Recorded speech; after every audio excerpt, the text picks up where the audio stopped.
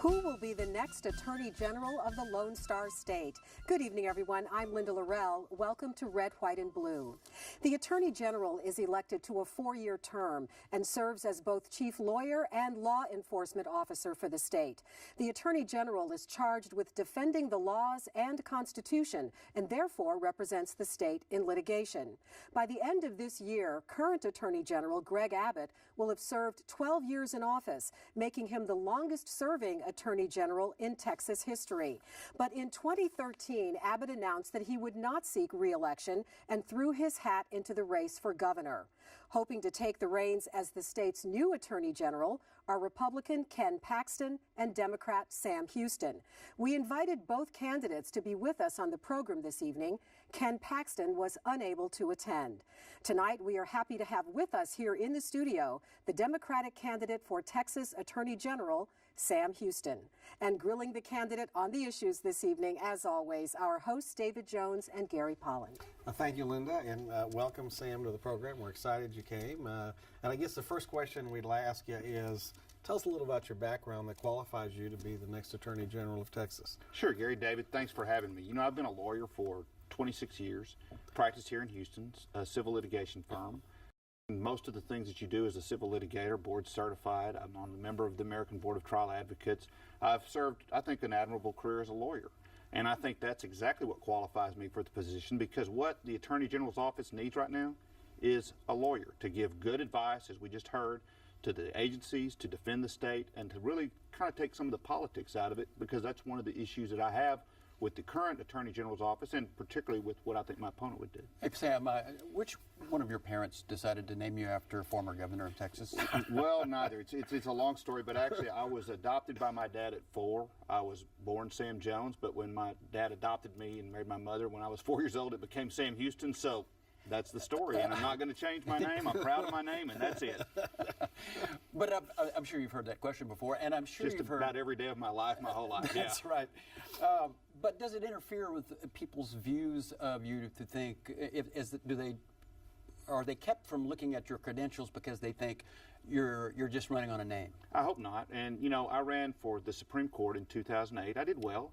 And I always say it's not because of my name. I think people did look at my credentials. They looked at it and always wanted to say there's substance behind the name. I think the name helps on the ballot, but because people remember my name, they remember what's said about it, every paper. I've been endorsed by every paper in the state.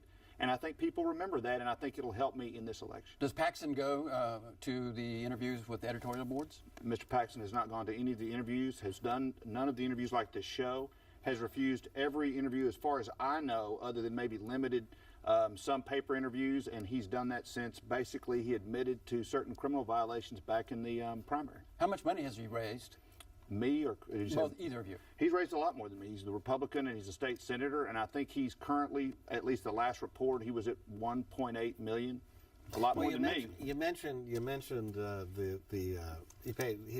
Paxton, to be fair, paid a fine because he did not register with State Securities Board to sell securities, and apparently he had referred some people and got a referral fee that ended up buying some securities that are registered or regulated by the state of Texas. That's my understanding is what happened. He paid a $1,000 fine, okay? And that's what it is. He did that. The whole idea now to call in and say that it's criminal activity, I think, is overreaching, to be fair. I mean, he did what he did, and he took responsibility. I disagree, Gary, okay. And so did Dan Branch, so did the Republicans. Look, he voted to make he voted, look, if you go look at the Securities Act, he voted to make the very thing he did a felony. And you can look it out. I pulled up the statute. I've done a press release on it. To solicit clients for a fee and not be registered is a felony under the Securities Act. And Gary, David, you know, you don't get to basically do away with a felony by paying a fine to the Securities Board. That doesn't count. So what he really did was he paid his fine, admitted to a felony, and now we sit here today. Either he is, and the Public Integrity Unit has said, that after the election they'll look into it, investigate it, and I think they'll indict and convict him because he's admitted all the elements of the crime. Goodness. So either he is indicted, convicted, and he's no longer the Attorney General, or even worse, Gary, he's admitted to a felony and he is not indicted, and he basically serves to show that as a public official he gets away with it, and now he becomes the key law enforcement agent for our state. You know, that is not a good scenario for the state. And Well, that's one of the reasons I'm running and I'm out here talking and working so hard, and why he's not saying anything, Gary. He's not answering the questions. He's not here to answer those questions. If you're That's elected, important. if you're elected Attorney General, there's a number of pieces of litigation that are pending, which you will step in the middle of. Right. Which of those pieces of litigation are you most eager to be a part of? And are there any that you would suspend and/or refuse to litigate? Well, I know this sounds funny, but as an attorney, really, you should never be eager to be part of litigation. We should avoid and try to work out solutions, particularly between government bodies, quite frankly. And that's one of my disagreements sometimes. But to me, the most pressing issue right now is school finance. And everybody, I heard the debates between Greg Abbott and Wendy, all the debates. Everybody agrees that we need to do better on public education. It's underfunded. Things need to change. But yet we sit in a lawsuit waiting for the outcome by the Supreme Court when 2/3 of the state are suing. I think as the Attorney General, one of the first priorities I would have, other than meeting with all the staff and trying to figure out what you do with a transition, would be to try to put an end to that lawsuit. Let's get it resolved, get it back in the legislature, and start working on these important issues. I don't think the solution of waiting for the Supreme Court is a good solution. It just buys time. But there are other litigation the state's involved in too, like defending the sanctity of marriage between man and a woman, because that's the law of Texas right now. So as Attorney General, is it your philosophy that you're going to do what some Democratic Attorney Generals have done and said, I don't care what the law is, I'm not going to defend the law, or are you going to defend the law as the legislature lays it out? I think we look at each on a case-by-case basis, but what I've said, and I'm very clear on that, I think that ultimately I disagree with that law. But as the Attorney General, just because you disagree with the law does not necessarily mean you don't defend it. I take my role very seriously. And there may be times as the Attorney General when I would refuse to defend certain law, but it would only be if I felt it was unconstitutional. My advice would be that I think the law is probably unconstitutional. We're going to lose eventually. That law is that the state's going to lose that eventually in either in the United States Supreme Court or somewhere. That's just where I think it's going, Gary. Yeah, but would you preemptively And I would surrender? no, I would not. I would let that law. I think ultimately, Marbury versus Madison, the Supreme Court would decide not that me as not the Attorney General. I'm not saying I would never, and there wouldn't be scenarios where I would step away. But I think at the stage of that particular case where it's been, it wouldn't be wise. Let's see what the courts say about that. We're also litigating or the state is litigating in the restricting access to abortion clinics. Where would you stand as far as passing judgment on whether that's an undue burden on the constitutional right of reproductive choices for women? That's another case that's so far along in the appellate process that probably who knows what's going to be whenever I would take office. But in all likelihood, even though again I have severe questions about the constitutionality of that particular law, and I would advise the legislature accordingly.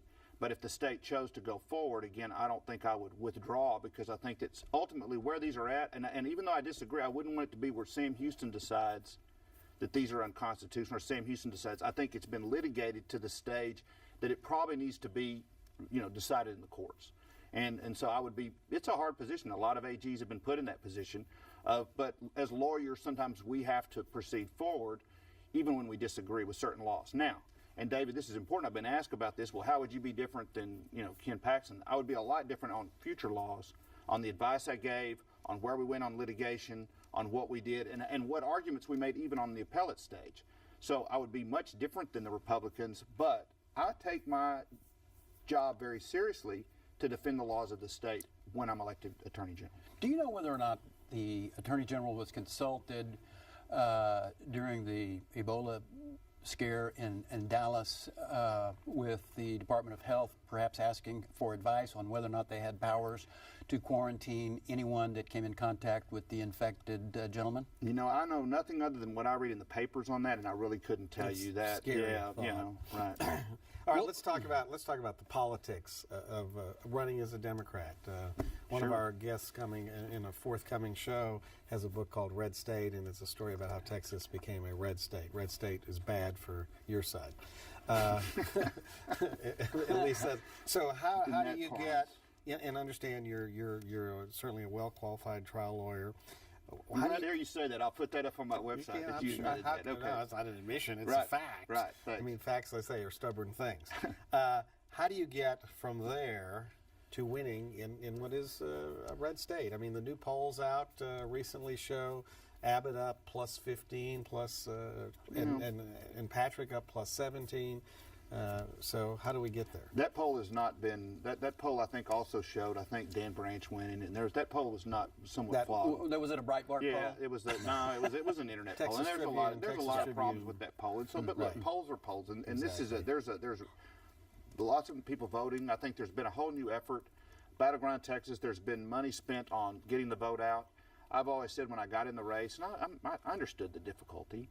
But here's my race, and I'm obviously I'm a Democrat. I'm proud to be a Democrat. I've always run as a Democrat, but I also think that most people in Texas are ready for common sense, and I think in the AG's office, if they look at my race and they look at what's happening, and I'm out talking about it every day, they see that I offer common sense solutions. I'm here, I'm talking, I'm transparent, and if most people look at my race, they'll see, and I think there's a lot of Republicans that'll vote for both sides, and so. When they look at that, my hope is that they'll say this is the person who's transparent, who has good ideas for the state, and that's how we'll push over on this one. And it'll be better for everybody. So you've observed the practices of many attorneys generals as you've been around a good while. What model would you pick of the various attorney generals that have been in office? Would it be the Greg Abbott model, which is he wakes up, he sues the federal government and goes home, or something else? It really, I mean, obviously, if you look at all of them, General Maddox was a consumer protection advocate. I think that's important, and what I've said is a big part of my model. It wouldn't necessarily be Jim Maddox or any other attorney general who was before him, John Hill before him, or some of the other attorney generals who have been there. Mark White, I listened to Mark White and talked to Mark White about what he did as the Attorney General. But the model would be really trying to do what's right for Texas. And what I think needs to be done now is a get away from the politics, get away from the headline-grabbing lawsuits and the politics of the office, and do the things that help all people, like consumer protection. Look, right now, we are in a boom state.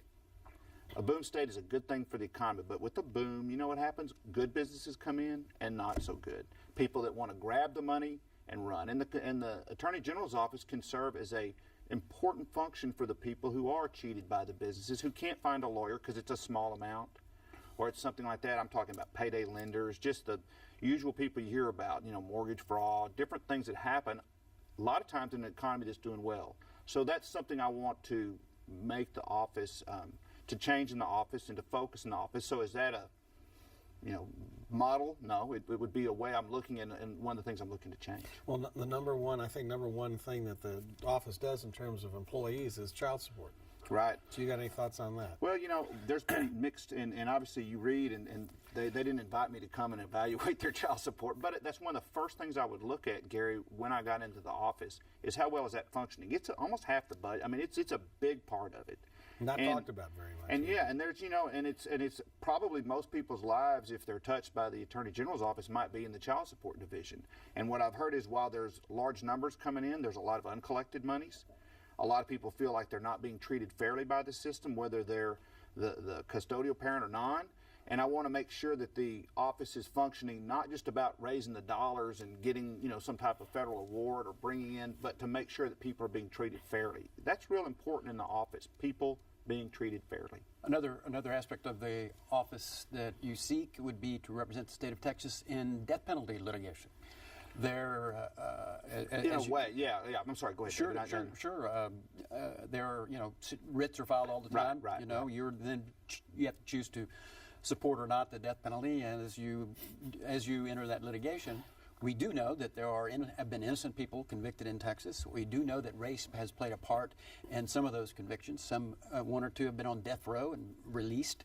What about the issue of race in the death penalty, and a view of yours as to whether or not there shouldn't be even more aggressive reviews of the integrity of those convictions, simply because we know race is an issue in the state of Texas? Well, whether it's race or any issue, I think is when they file it, it's a writ of habeas corpus. When you defend the state, it's already been tried, and the AG's office does have to make certain decisions on how to defend and what to go and what's going to happen. And it wouldn't just necessarily be race, but all issues. I read the other day, just because someone asked me, the American Bar Association had done a whole analysis about a year ago, and Mark White, I think, had contributed. And there's been a lot about the death penalty, period. And here's what I say about it. The bottom line is that as the Attorney General, I would uphold the law, and if the death penalty was warranted, I mean, obviously, that would be something that I would support. But I think we need to take a hard look at a lot of factors, and we need to look at not only race, but are the people being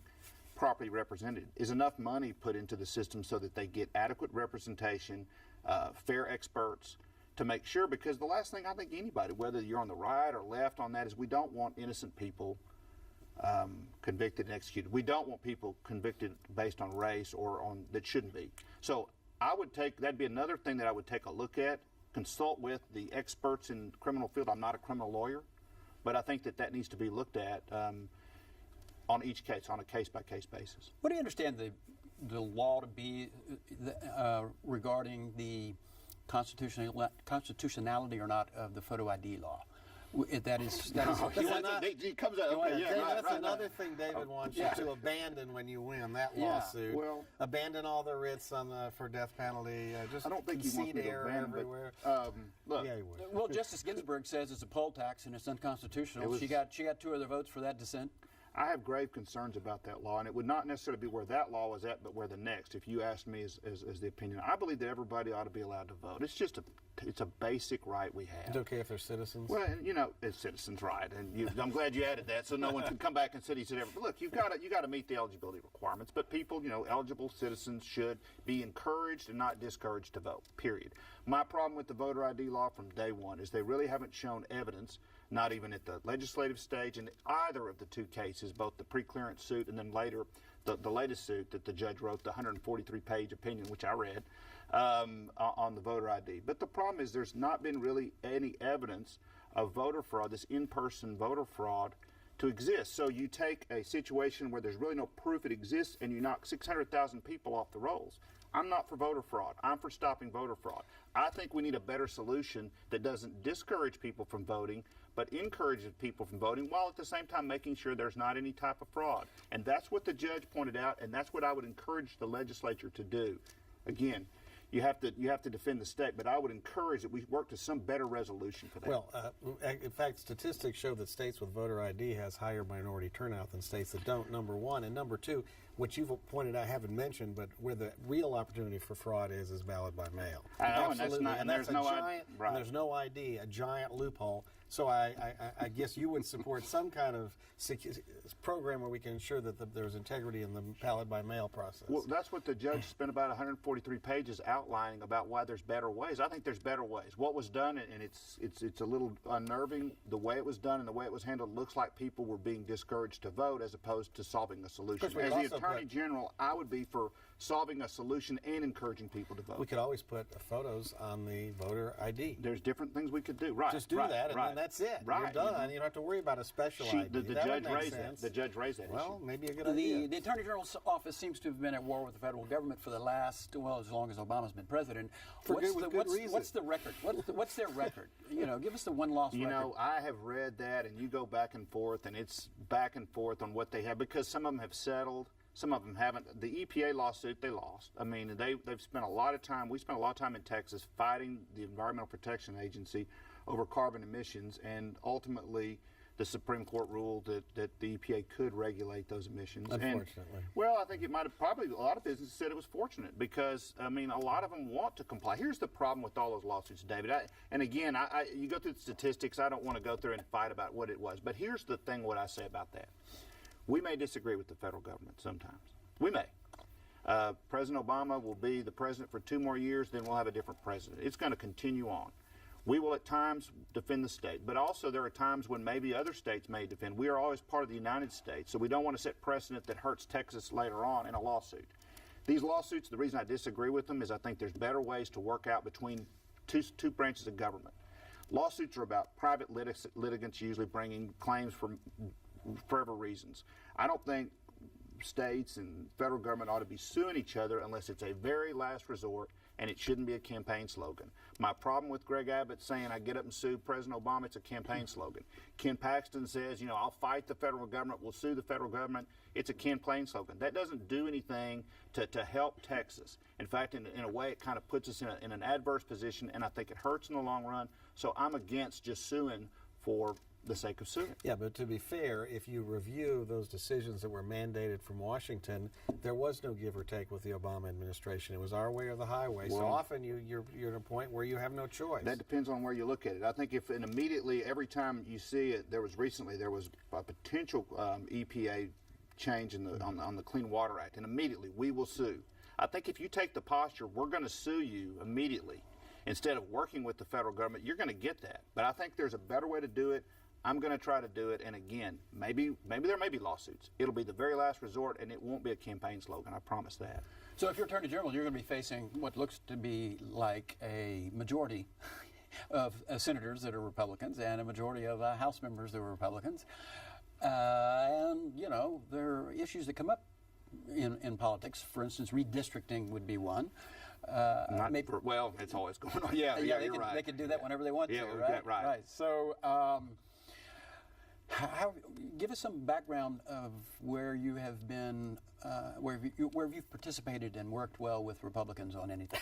Yeah, well, you know, look, the thing that's good about my campaign is, again, I'm looking at this from a different set of eyes, not politician, not coming at it from the legislature or the Senate. And some people would say, well, you shouldn't do that, but I'm coming at it from a private practice, kind of taking a private practice into the public sector. And I think that's a good thing. I think we need it. But, you know, I don't really liken working with Republicans, but I've spent my career working with lawyers on the other side of lawsuits and resolving disputes, not necessarily at the courthouse, that we've been plenty of times, but trying to work to those results. Having clients, having, you know, insurance companies who then insure people, or having banks as clients. So I've spent my life working across the aisle, so to speak. I think I'm pretty good about that and compromise. I think that's what we need. I try to talk to both people and listen. And you know what I said the other day as a lawyer, I'll admit when I'm wrong. I'll listen and change my mind. Everybody, oh, don't change your mind. Well, there's nothing wrong with changing your mind. It means you're open-minded. So, David, I think I'm exactly what we need with a Republican-dominated Senate or House. And I think that's exactly what they need. They need someone to give them clear advice and not just sound off and sell them what they want to hear. That's why we need a Democrat in the Attorney General's office. I think we need Democrats in a lot of the statewide offices, but particularly in the Attorney General's office. Do you, is it a good thing or bad thing that you're running in 2014 with the Obama effect on the electorate? Look, I said this always. It's a good thing to run because it's the right thing to do.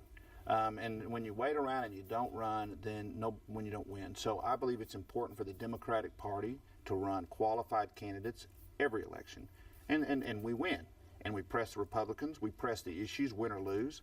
And if we do win, we have qualified people in office when we win. So, no, I think that whether it's politically good or bad, I'm not going to worry about that. I want to worry about it when I got in the race, I felt it was the right thing to do. And with my opponent now, Ken Paxton, and all the problems, and I won't bring it up again, but with all his problems and the lack of transparency in his campaign, quite frankly, it's even more important that I win. And are the Republicans running for cover as far as Paxton? I mean, do you have support from Republicans? Can you give us perhaps an announcement that you'd like to make of a high-profile Republican who is in your corner? You know, I haven't really consulted with the Republicans on this. I've consulted with every single newspaper, including the Lubbock paper endorsed me. Wichita Falls, they don't endorse a lot of Democrats, and they endorsed me. Small town papers in Beeville, the small town papers endorsed me. I don't know that a paper that's looked at it hadn't endorsed me.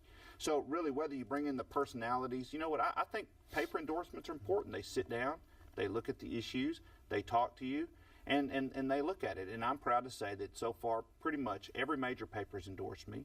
You didn't mention Gary's favorite paper, the Houston Chronicle. It endorsed me.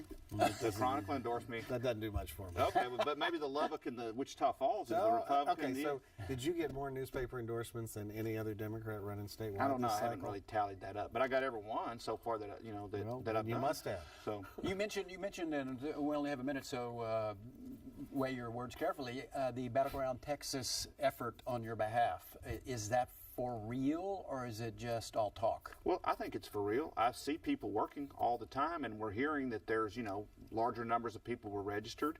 People are voting in larger numbers. I read what y'all do in the paper every day.